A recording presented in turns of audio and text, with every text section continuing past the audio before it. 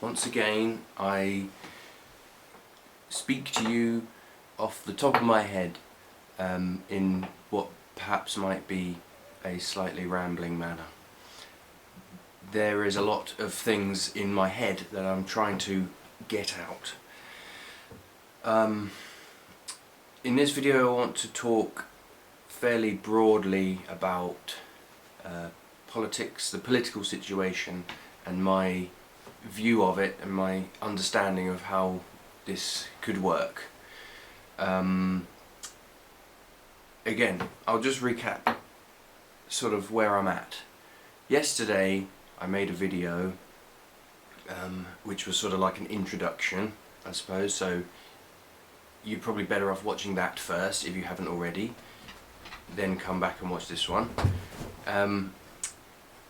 I woke up this morning and it's sort of like,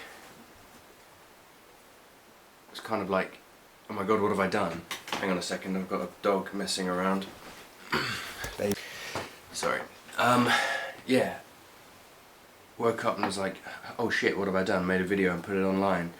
My immediate instinct is to quickly delete it, but no, you have to be courageous, follow through. Leader of the opposition. Like I said in the video yesterday, I've got a lot of things to share, got a lot of things to say, and realistically this is the only way that I can sort of do it, just slowly work through it. Like I said, in this video I want to talk quite broadly about the political situation. Before I do that, I'll just show you around a couple of things. Like I say, I keep saying I've got things I want to share, and I'll just show you a little bit of it so you can see. Here is a book collection. Now, I have a friend who makes fun of me saying that, you know, I haven't read any of these, I just keep them to look smart. That's not true, I have read most of them. I've read most of them. So, I'm not going to read them to you, obviously, but there are interesting facts and interesting history and interesting bits of information on this bookshelf. This is my collection which I have collected, and I do intend to make presentations and talks about some of them. Some of it is relevant directly to today, some of it's just broader historical interest. Like this one particularly, I am very keen to go back to. This is called Super Imperialism, the Economic Strategy of American Empire, and this is just part of the sort of the history of the 20th century that made the world before I was born. And I found that book very, very interesting indeed, and so I will go into that with you at a later time, as well as some of the other things that are on there. This is a very important book. It's called The Growth of the English Constitution from the Earliest Times, and this I'm definitely going to share with you because this is like a historical narrative from the beginning of the Parliament, and how the country, the English people have gone backwards and forwards between a kind of tyrannical dictatorship and then a upheaval of like an uprising of the people to move back more towards a sort of fair democratic system. You know, the easiest example of that would be the Civil War with Oliver Cromwell and Charles I and all that stuff. But then that's not all of it. The history of England is very big and very broad, and it goes backwards and forwards between a kind of tyranny and a revolt and an uprising, and back more towards a balance of justice and liberty. So that is an important thing to know about, how the actual constitution of this country sort of works, because we talk about the unwritten constitution of England compared to like the written constitution of America, but you know, not a lot of people actually really understand what that all means, and so I want to go into that too. I will be dipping in and out of these English historical documents. I've started collecting these gradually. There's 13 in all. I've got, I think, is it 7? 1, 2, 6. I've got 9 here, and I do go in and out of these from time to time, just for my own sort of pleasure. And these are the documents that have been collected up, which all make up the history of this country. And there's laws in there. There's sort of diary entries. I'm not explaining it very well, but these are all the kind of official court documents, laws of the land, statutes, etc., etc., etc., right the way from the year 500. And this actually goes back to before the time of Christ. And this is all just part of the history that is, I think, rather interesting, especially if you are English, because there is a theme, there's a pattern to the history of England. The reason why we have courts, and the reason why we have laws, and the reason why we have rights and things like that is because we've had such a turbulent history of the ruling class, basically dominating the land. And we've got this history of empire and things like that, but it goes way back beyond that. Thousands of years of struggle and strife just for honest, good, decent, living. People who don't want to be ruled, people who don't want to be enslaved. And that's this continuing struggle which is happening right now. And it's the history of the Parliament, the sovereignty of Parliament, how that all came to be, why it's important, and how we can restore the ancient rights and customs of the English for the English. It's all of our birthright. Birthright is something that they've sort of erased subtly from your consciousness. But everybody in England, just by the fact that you're here, is English. And you are entitled to the laws of the land are yours. The Parliament is yours, it's mine, it's ours, it's everybody. No one person or group owns this country. It's for everybody. And that is the consciousness that we need to reawaken. And that's what I'm trying to do. There's a bit more here. This is my laptop. And as I've been reading over the last few years, I just read the news and things like that. I select and keep articles which I find important, and these I have loads here. I wouldn't possibly be able to read them all to you. This is 3 years worth of research, and it's mainly to do with the internet and the growth of the internet, and how that has essentially, as you all are probably aware, totally changed the balance of power, the dynamic of power. It's disrupted democracy, totally. It's given rise to billionaire elites on another level, which have never existed in history, who have the ability to basically cross nations, control nations. All the governments of the world are completely hooked up to it, and that information is all here too. And so I want to share that gradually with you. And this goes from, I started this particular sort of thread of research in 2018, and that goes all the way up until today. And interestingly, you might not be aware, but this is something which I could go into later. There was a purge of the internet just happened in November 2019, November and December 2020 and January 2021. The internet companies, Google, Facebook, Twitter, YouTube, whatever, deleted loads of people's accounts. There was a massive purge, and it's quite a sort of important historical event, which I could go into at a later point. At this stage I am just talking quite broadly, but I just wanted to show these are the sort of things that I wanted to be sharing with you. And the way I'm going to do that, I'm thinking probably setting up a website where you can actually go and browse these things.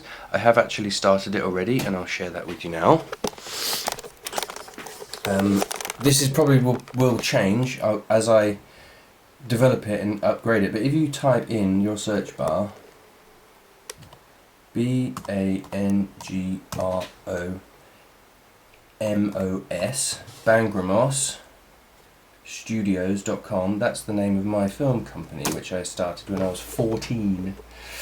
And here is like a receptacle I've kind of put together of things that I've worked on over the years. It's very incomplete at this stage, so forgive me. For example, selected writings, there's one. But anyway, my intention is to gradually and slowly put all of my things on there so you can see them. This is the beginnings of what I just showed you. Here, C stash. This is all of those articles that I just showed you, but not all of them, just the beginnings. You can go down here and read what I have read at your own leisure. Click on one. Oops. Click on the title of it.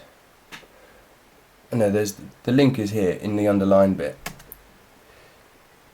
Basically, the thing is that I dabble, basically, is what I'm saying.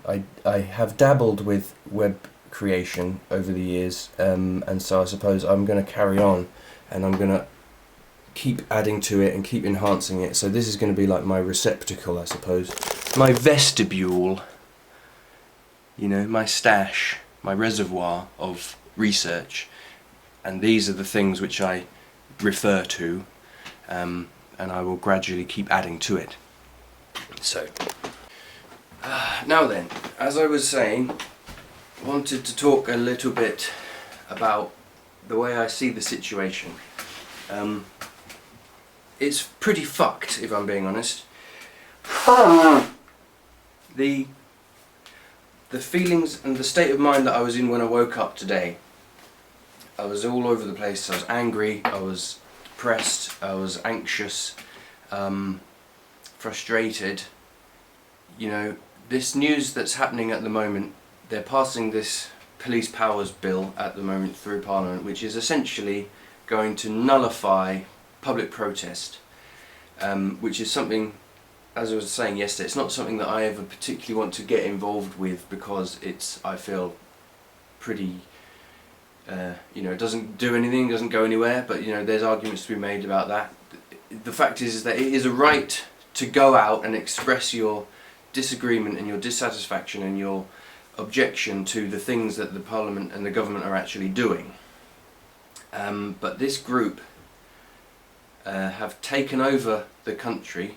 They've taken over the Conservative Party. They're no longer Conservatives, they're actually radicals, and they are making such big, bold changes that it's upsetting. And you know, you wake up and you kind of think, you know, what am I going to do about it? My passion and my anger is driving me to want to rebel. I want to go out, I want to kick some shit down, I want to throw stuff through windows, I want to, you know, beat someone up. It's how angry it makes you feel, and you just have to kind of make yourself calm down. Don't succumb to the anger.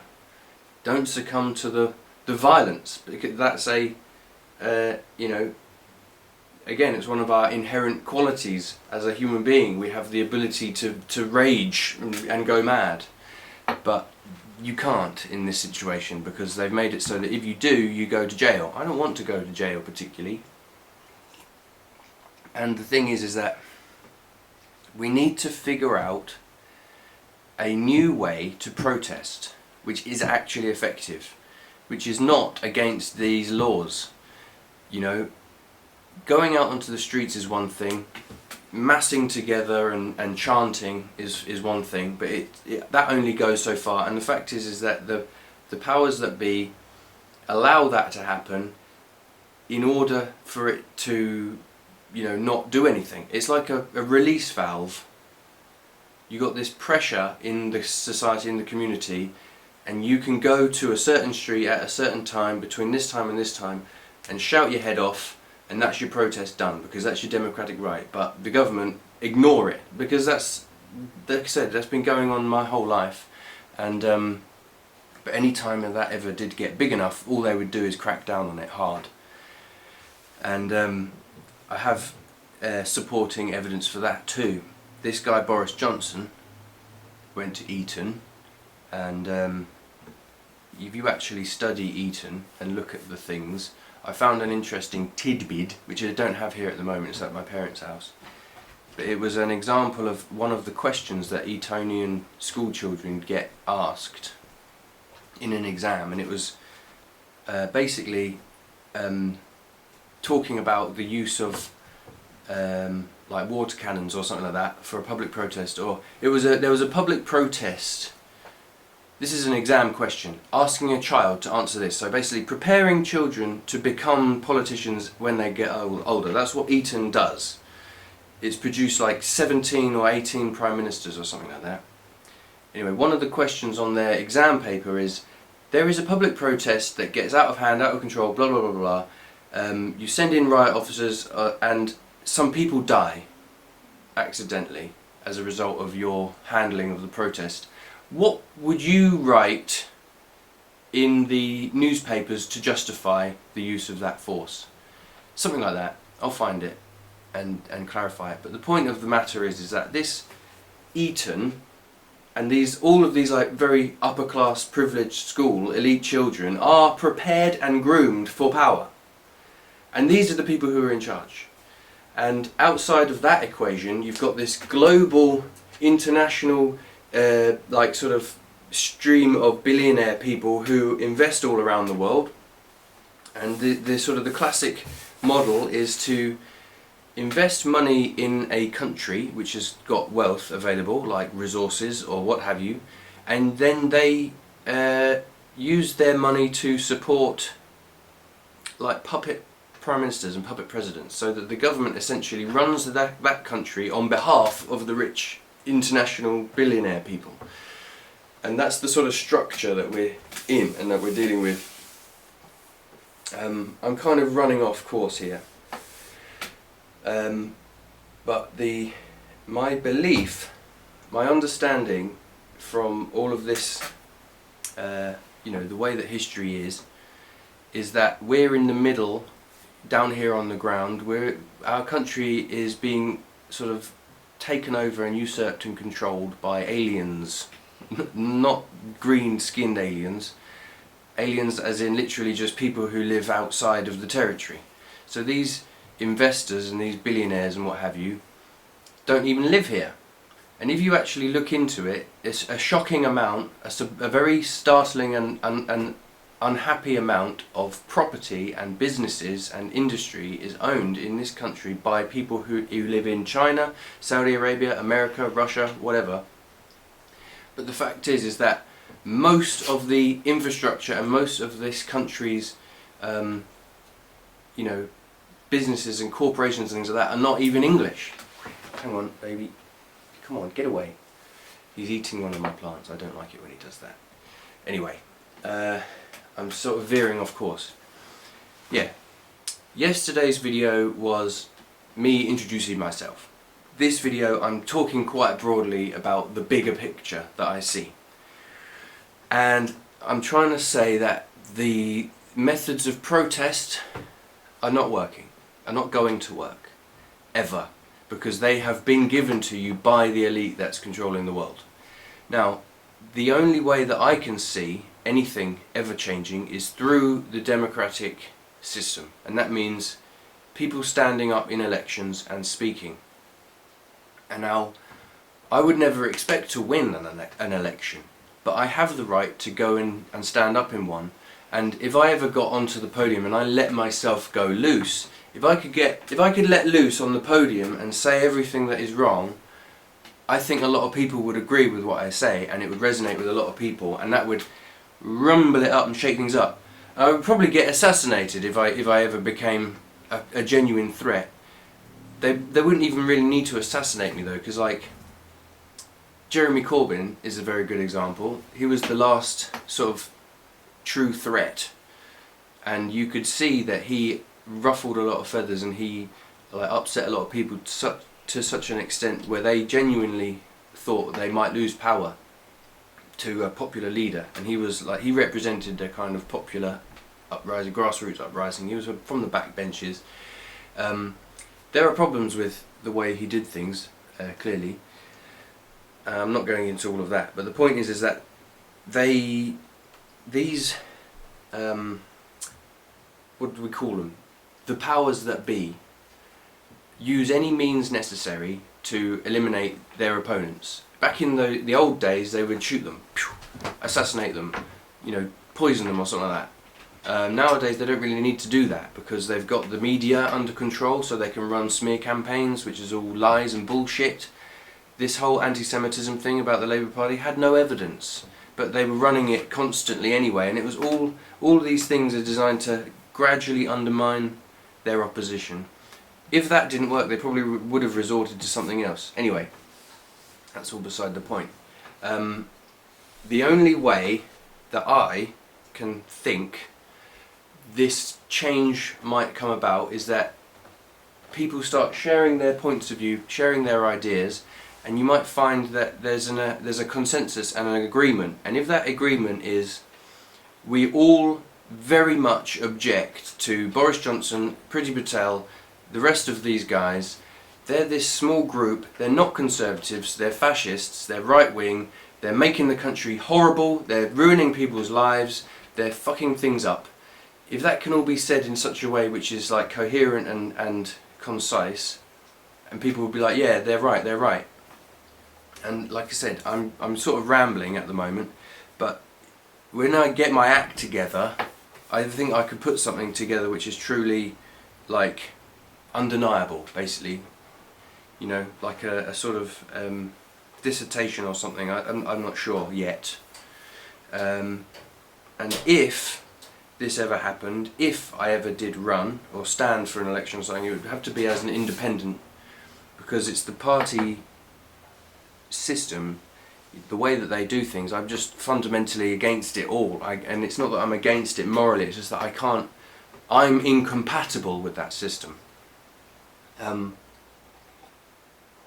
Similarly, it would only ever be able to happen if I had a lot of help. I wouldn't be able to do anything on my own. And because I'm not terribly well organised, I'm a little bit here, there and everywhere, a bit piecemeal or whatever, and so I would need a team, aides and secretaries and what have you, people who can actually do the things that I say, because I would never be able to do it all on my own. I'm talking about like organising events, organising meetings, sending letters, sending emails, doing all of that stuff. And as I see it, the government was elected in 2019, December. That was about, 15 months ago. There has to be an election again within, at the latest, 2024, which is 3 years away. Now, between now and that election, I can up my game.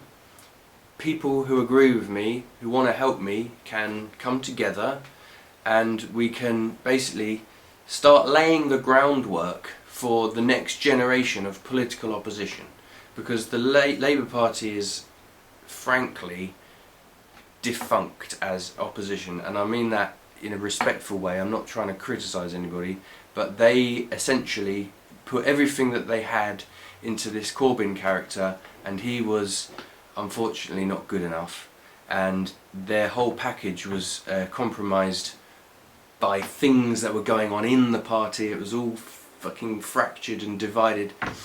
And anyway, I'm trying to be as sort of straight down the line as I can at the moment, but this is day 2 of this new sort of project that I'm working on, and that essentially is to put out my thoughts, my ideas, the information that I've found for you, the citizen, for you, the English, for you, the whoever you are, the democratic society, to observe, take in, think about. If you want to contradict me, that's fine. If you want to argue with me, that's fine. If you want to ask questions, please, I'm well up for that. If you want to lend me your support, then do it. Just ask me how. and we'll go from there. Basically, is what I'm saying. What else? Yeah, this is the thing. This is the problem with this, the equation that I see at the moment. If you have a small group of people who are prepared to do devious tactics in order to gain power, they're prepared to do anything, and every word that they say is a lie. And then if you have the other side of that are basically people who have morals, people who have principles, and people who have scruples, and people who are not prepared to lie and cheat in order to gain power, that small group is immediately at an advantage. Because, like, imagine if you have a fight between two people. One side of it you have someone who's prepared to gouge, kick, spit, stab, shoot, and on the other side you have someone who's not violent at all. Who's going to win that fight? Clearly the person who's prepared to fucking... they're going to win. And that's the situation that's taken over the country, is that you've got a group of people in one core who are highly organised, completely coherent. They're a small unit and they're hardcore, and they play dirty tricks and devious tactics. They lie and they cheat and they steal and they kill. Yeah? And on the other side, you just have everybody else. The opposition is so vast and disparate, and it's all fractured up and divided, and there's no cohesion or unit in it. So they are at a disadvantage. And so that small group will never be able to be sort of ousted unless another kind of opposite group forms itself and is prepared to start attacking it. But not attacking it using dirty tricks, just telling the truth, pointing out all the things that they're doing that are wrong, calling out all of their lies, proving to the electorate that they are bad for the country. Prove it to them on the table, in the screens, by talking. And the thing is that if you just tell the truth, I'm so sick of the lies that are being told by this party. Everything they say is a lie, and you can see that clearly. That goes back ages. Everything the government tells you is a lie. And why doesn't anybody just say, you're lying, I don't believe you, prove what you're saying, you're lying? And every time you try and ask them, or any of these presenters and journalists or what have you, they just they dodge every question, and it's obvious. So why are they allowed? How can you have a group of liars representing a billionaire like elite taking over the whole country? And it's because they use all these lies and fear campaigns like coronavirus and Brexit and all that stuff. They basically convince people that they need them, but we don't need them at all. In fact, we need to get rid of them. Their only power is in stopping other people from coming together and unifying and speaking out. That's their whole power base. In a fair fight they would lose. That's what I'm getting at. So we need to up our game. The opposition needs to up itself and be more bold and more courageous, but always the truth. The truth and honesty.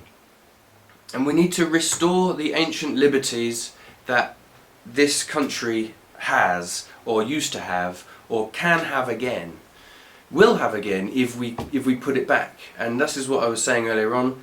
The history of England is a toing and froing between hardcore tyranny and a democratic sort of balance of freedom and justice and public well-being, common law, common ground, all of these things. Universal human rights. Every human being has equal rights to every other human being. No group has more right than any other person or group. Even if you come together in a big mass, they still have the same rights as one person. That's human rights. And that is what I believe, and that is what I'm standing up for, you see. And that's what I want to make real again. And this political structure is the only thing we have. And if you abandon it, these bad guys take it over. But because that's where all the power is, they now have the power to make laws. and then they have the power to get police to do what they say, and then they can actually control the military, and they can control the industry, and they get all the money and everything like that. They can change the way that schools are run now. They could, bring in all kinds of new laws over the next few years. They've been in power for like just over a year, and they've completely dismantled the democracy. They've torn up every fucking freedom that we ever took for granted. And now this is happening. This piece of news that we're talking about. This police bill, which basically annihilates the right to public protest. The pattern is clear, it's obvious. These people took over power, they took over the Conservative Party, purged it of their opposition, wormed their way into power, and then completely dismantled the system so that no one can oppose them. It's like pulling up the ladder after they've climbed to the top, if you know what I mean.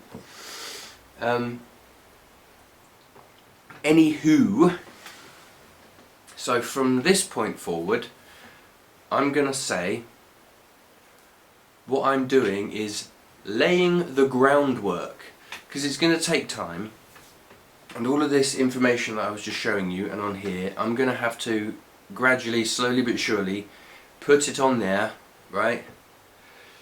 So that it's all there in one place on this website, and maybe not this one, maybe I'll make a new one which is actually designed for it. But the point is that no change can happen, no movement can actually gain momentum without a proper foundation, and that foundation has to be collected information, verifiable facts, like evidence basically. I kind of see it a little bit like, if you're a lawyer or something like that, and you're trying to prove that someone murdered someone or did a crime or what have you, you have to put all the evidence out in front of the judge so that the judge can see it and go, yes, he's right, or the jury or whatever. In this case, the electorate is the jury, we are the prosecution, and the government are the murdering, fucking lying, killing, stealing, monstrous criminals who we're trying to prosecute, and we want to prosecute them out of office, so that we can put properly elected individuals, conscientious human beings who want to actually represent the people and their interests, not just the billionaires at the expense of everybody.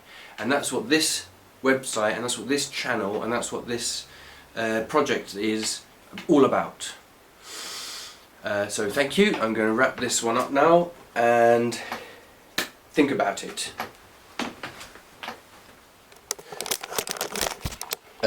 Here's another thing, just to add on to what I just said. This is an ongoing news thing. This woman, Priti Patel, is insane. And look, this is the Independent. Priti Patel under fire over plan to change... I hate this. Stupid.